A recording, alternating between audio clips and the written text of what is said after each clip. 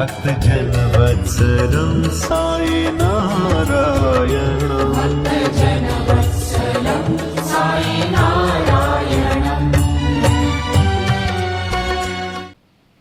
సంసారంలో ఉండి తరించినటువంటి మహానుభావులు చాలా తక్కువ మంది ఉంటారు. వారిలో తుకారాం అగ్రస్థానంలో ఉంటాడు.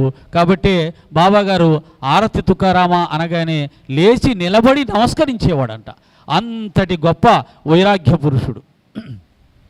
ఇక సన్యాసులు వాళ్ళు ఏకాకులు కాబట్టి వాళ్ళు గంటల గంటలు ధ్యానం చేస్తారు, తపస్సులో ఉంటారు. వాళ్ళకి వేరే బాధ్యత, వేరే బంధాలు వేరే లేవు కాబట్టి వాళ్ళ మనసు కూడా పక్కకు వెళ్ళదు.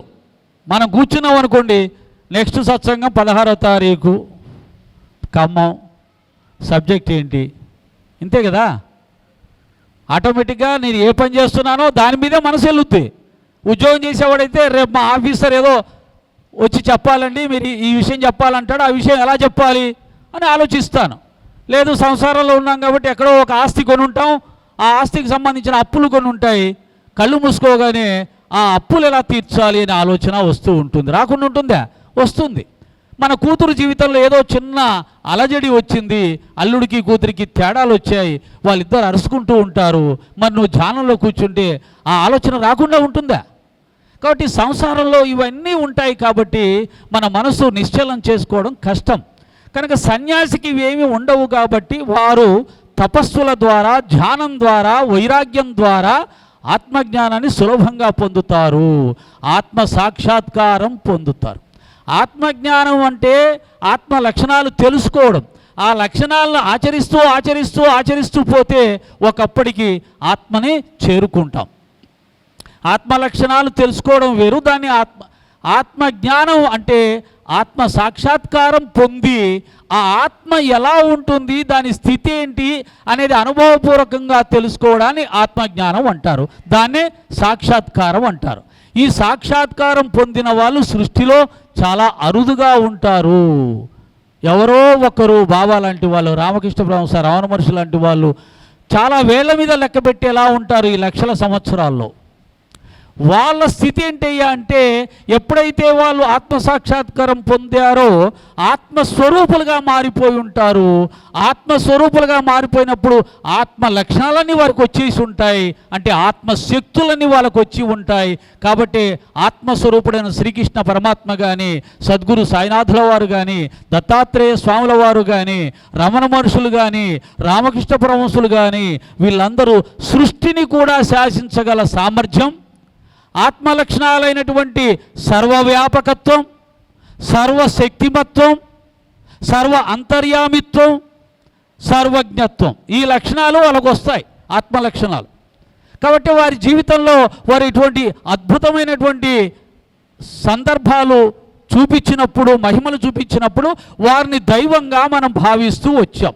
ఊరికే నేను మైకు పట్టుకొని ఆత్మజ్ఞానం అలా ఇలా అని చెప్తే నేను మామూలు మనిషినే, ఎవరేమి సిద్ధపురుషుడు మహానుభావుడు అవుతా అని అనరు. అది అనాలి అని అంటే ఆత్మ లక్షణాలు రావాలి, ఆత్మశక్తులు రావాలి. ఆ ఆత్మశక్తులు, ఆత్మ లక్షణాలు ఉన్నవారిని కృష్ణ పరమాత్మగా, దత్తాత్రేయుడుగా, సద్గురువులుగా, సిద్ధపురుషులుగా మనం గుర్తిస్తాం. నోటి మాటతో నేను దైవాన్ని అంటే ఎవరు దేవుడు కారండి. ఆ దైవశక్తులు అనుభవపూర్వకంగా భక్తులకు చూపించినప్పుడు మాత్రమే వారు దైవాలుగా గుర్తించబడతారు.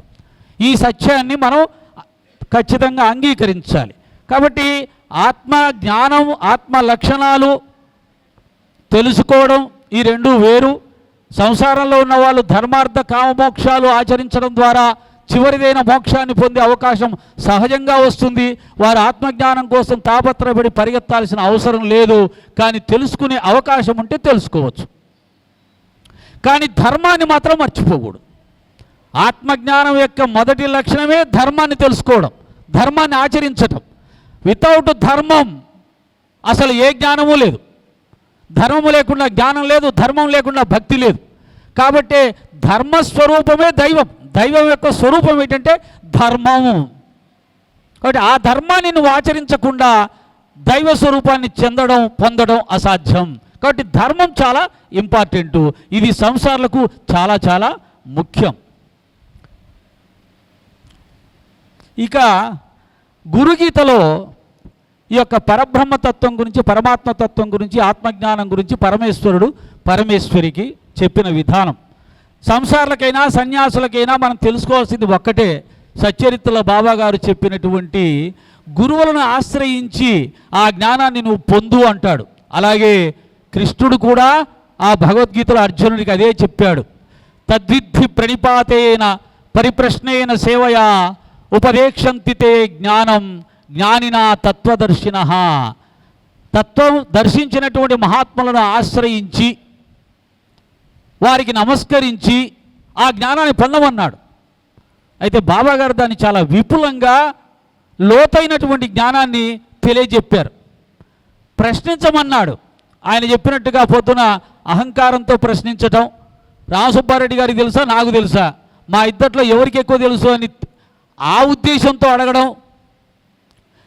ప్రశ్నించి వీళ్ళందరిలో అబ్బా వీడికి చాలా జ్ఞానం ఉందే, చక్కటి ప్రశ్న వేశాడు అని నలుగురిలో అనిపించుకుందామని ప్రశ్నించడం, ఇవి ప్రశ్నలు కాదు. పరిప్రశ్న అంటే నీకు తెలియనిది మాత్రమే అడగాలి. అతనికి తెలుసు అనే నమ్మకం, విశ్వాసం నీకు పరిపూర్ణంగా ఉంటేనే అడగాలి. అతను చెప్పిన తర్వాత దాన్ని తెలుసుకొని ఆచరించాలి అనే ఒక గొప్ప లక్ష్యం కూడా నీకు ఉండాలి. ఇవి లేకుండా అడిగేది ఏది కూడా పరిప్రశ్న కాదు అనే గొప్ప సత్యాన్ని చెప్పాడు. నమస్కారం అంటే ఏది ఊరికే సాష్టాంగ నమస్కారం చేయడం అందరం చేస్తుంటాం మహాత్ములు కనపడగానే. మనలో చాలామంది ఎవరైనా ఒక స్వామీజీ వచ్చి జ్ఞానం చెబితే ఆ స్వామీజీ నమస్కారం పెట్టడం, స్వామి మీరే నా గురువు అనడం. ఆ విధంగా ఎంతమంది స్వామీజీలు వచ్చి చెప్తే అంతమందికి నమస్కారం పెట్టి వాళ్ళనే గురువులుగా అంటాం. అంటే ఎప్పటికప్పుడు గురువుల్ని మార్చుకుంటూ పోతాం. అది సరైన విధానం కాదు. సుబ్బారెడ్డి గారు చెప్పింది వేరు. ఆ వ్యక్తిలో ఉన్నటువంటి జ్ఞానాన్ని తెలుసుకొని ఈ జ్ఞానాన్ని నేను పొందాలి అనే ఉద్దేశంతో అనడం వేరు. కేవలం ఒక అట్రాక్షన్, ఆ వ్యక్తి చెప్పిన వెంటనే అబ్బా బలి చెప్పాడని చెప్పేసి అతని మెప్పు కోసం అతన్ని గురువుగా భావించుకొని చెప్పడం, ఇవన్నీ జరుగుతుంటాయి. ఇవి కూడా ఉండకూడదు. ఒక స్టెబిలిటీ ఉండాలి, ఒక స్థిరత్వం ఉండాలి జ్ఞాన మార్గంలో, ఒక మంచి అవగాహనతో ఉన్నటువంటి వ్యక్తిత్వంతో. దాన్నే వివేకం అంటాడు స్వామి శంకరాచార్య అంటారు. వివేకం లేకుండా ఈ ఆధ్యాత్మిక మార్గంలో ఎవడు ముందుకు వెళ్ళలేదు. అంటే ఇదంతా ఎందుకు చెప్తున్నాను అంటే, స్వయంగా పార్వతీదేవి కూడా పరమేశ్వరుని ప్రశ్నించేటప్పుడు తనను తాను తన భర్త అయినటువంటి ఈశ్వరుడికి ఒక శిష్యురాలుగా భావించుకొని అడిగిందంట. అప్పుడు అలా వేసింది ఆమె. అప్పుడు ఆయన జ్ఞానాన్ని చెప్పడం జరిగింది. స్వామి, ఈ లోకంలో మానవులు ఈ సంసార సముద్రం నుంచి ఎలా ఉద్ధరించబడతారు, ఎలా మోక్షాన్ని పొందుతారు, మీ పాదాలు పట్టి నేను ప్రార్థన చేస్తున్నాను. దయచేసి లోకక్షేమం కోసం దీన్ని నాకు తెలియచెప్పవలసిందిగా మిమ్మల్ని ప్రార్థిస్తున్నాను. చాలామంది భార్యలు ప్రశ్నిస్తుంటారు భర్తల్ని, ఎందుకంటే భర్త కదా. ఇప్పుడు మా అక్బర్ బాషా గారు ఉన్నారు, ఆయన అలా కూర్చున్నప్పుడు మా అమ్మ ఉందనుకోండి, ఏమండి దాని అర్థం ఏంటి అంటే ఆయన ఒక దాని గురించి ఏదో చెప్పేస్తాడు. లేదా మా ఆవిడ ఉంది, ఏమండి దీని అర్థం ఏంటంటే నేను చెప్పేస్తాను. ఇలా భార్యాభర్తలు చెప్పుకుంటారు. కానీ జ్ఞానాన్ని నేను తెలుసుకోవాలి, నేను ఆచరించాలి, నేను తరించాలి అని అనుకుంటే మాత్రం భార్య కూడా శిష్యభావంతో భయభక్తులతో భర్తను సైతం గురువుగా భావించి ప్రశ్నించినప్పుడే ఆమెకు ఆ జవాబు అనేది ఉద్ధరించబడేలా వస్తుంది. నువ్వు ఎలా అడిగితే అలాగే వస్తుంది. నువ్వు శ్రద్ధ లేకుండా అడిగితే శ్రద్ధ లేకుండానే వస్తుంది. నువ్వు శ్రద్ధగా భయభక్తులతో అడిగితే అలాగే గంభీరంగా నిజమైన జ్ఞానం వస్తుంది. కాబట్టి అమ్మ పార్వతీదేవి అలా అడిగింది. అప్పుడు ఆయన ఏం చెప్పి, బ్రహ్మానందం పరమసుఖదం కేవలం జ్ఞానమూర్తిం ద్వంద్వాతీతం గగన సదృశం తత్వమస్యాధిలక్ష్యం. బ్రహ్మానందం పరమసుఖదం కేవలం జ్ఞానమూర్తిం. ఏమండి జ్ఞానం అంటే ఏమిటి? పుస్తకాలు చదివి చెప్తున్నాను ఇది జ్ఞానం. కానీ ఈ పుస్తకాల్లో చదివిన దాన్ని గుర్తించి దాంట్లో ఉన్న అంతరార్థాన్ని పరమార్థాన్ని బయటికి లాగుతున్న జ్ఞానం ఎక్కడుంది? ఇక్కడ ఉంది. అంతేనా? ఇక్కడే ఉంది కదా ఆ జ్ఞానం. ఆ జ్ఞానం కనపడుతుందా? నేను చెప్పడం కనపడుతుంది, కానీ ఆ చెప్పడానికి కావలసినటువంటి ఆ జ్ఞానాన్ని ఇస్తున్నటువంటి ఆ ప్రదేశం ఇక్కడ ఉంది. అది దాని స్వరూపం ఏంటి? జ్ఞానానికి ఎక్కడైనా స్వరూపం ఉంటుందా? మీరు ఏదన్నా మంచిగా తెలివిగా మాట్లాడితే మంచి తెలివితేటలని, ఏది ఆ తెలివితేటలకు రూపం చెప్పు. తెలివితేటలకు రూపం లేదు, జ్ఞానానికి రూపం లేదు. కానీ ఇక్కడ కేవలం జ్ఞానమూర్తిం, జ్ఞానస్వరూపం ఉంది, దానికి స్వరూపం ఉంది. కానీ అది మన ఇంద్రియాలతో పంచేంద్రియాలతో దర్శించేది కాదు. పొద్దున చెప్పినట్టుగా అక్బర్ బాషా గారు చెప్పినట్టుగా అర్జునుడికి కృష్ణుడు ప్రసాదించిన ఆ ప్రత్యేకమైన నేత్రం ద్వారా, జ్ఞాననేత్రం ద్వారా మాత్రమే ఆత్మజ్ఞాన స్వరూపాన్ని దర్శించే అవకాశం ఉంటుంది. అంటే జ్ఞానానికి కూడా ఒక స్వరూపం ఉంది సుమా, కానీ అది ఇంద్రియాలకు దొరికేది కాదు. అయితే ఆ పరమాత్మ స్వరూపం ఎలా ఉంటుందో అంటే జ్ఞానస్వరూపం. జ్ఞానానికి రూపం ఏంటండి? తెలివితేటలకు రూపం ఏంటండి? ఆకలికి రూపం ఏంటండి? బాధకు రూపం ఏంటండి? బాధకు రూపం లేదు, ఆకలికి రూపం లేదు, జ్ఞానానికి రూపం లేదు. కానీ ఉంది. ఆ ఉన్నదాన్ని దర్శించాలంటే నీకు అర్హత కావాలి. అది ఇందాక నుంచి కృష్ణ గారు చెప్పారు మనకు. ఈ ఆత్మజ్ఞానం సంబంధించి ఏమిటి, దానివల్ల ప్రయోజనం ఏమిటి? ఖచ్చితంగా ఆ ప్రయోజనాన్ని మనం తెలుసుకున్నప్పుడే దాని మీద శ్రద్ధ కలుగుతుందండి. మహాత్ములు, తపస్సంపన్నులు, బుద్ధుడు లాంటి వైరాగ్య పురుషులు సంసారాన్ని వదిలేసి అడవిలోకి వెళ్ళి కొన్ని వందల సంవత్సరాలు తపస్సు చేశారు అంటే దాని యొక్క గొప్పతనాన్ని గుర్తించకుండా వెళ్ళే అవకాశం లేదు, తపస్సు చేసే అవకాశం లేదు.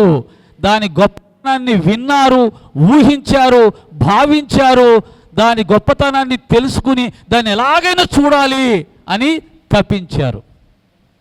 అది ఎలా ఉంటుందయ్యా అంటే కొంత మనకు ఈ ప్రకృతి ద్వారా, పంచేంద్రియాల ద్వారా ఆ పరబ్రహ్మం యొక్క, పరమాత్మ యొక్క స్వరూపాలని రెండింటిని మనకు అందజేశాడు.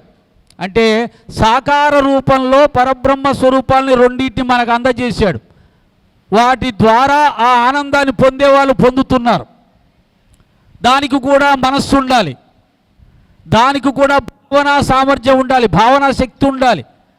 భావనా భక్తి అని ఒకటి ఉంటుంది భక్తి మార్గంలో. అది కూడా సరస్వతీదేవి అనుగ్రహం వల్ల మాత్రమే లభిస్తుంది. చూడండి, కొంతమంది కవిత్వం రాస్తారు, అద్భుతమైన కావ్యాలు రాస్తారు, కొంతమంది పాటలు రాస్తారు, అందరూ రాయలేరు. ఆ రాసిన వాడు ఎలా రాశాడు? వాడు మనోనేత్రంతో దాన్ని భావన చేశాడు, భావన చేసి రాశాడు.